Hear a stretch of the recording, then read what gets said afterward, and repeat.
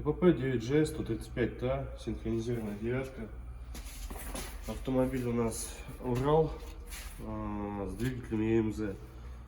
Производится ремонт демультипликатора. Вот. На данном моменте уже происходит сборка. Старые детали, вот что с ними стало. Ведущая шестерня ее съела. Была заменена шестерня. Был заменен синхронизатор, потому что лента не осталась. Вот. Повышенная передача уже не включалась. Коробка имела проскальзывание.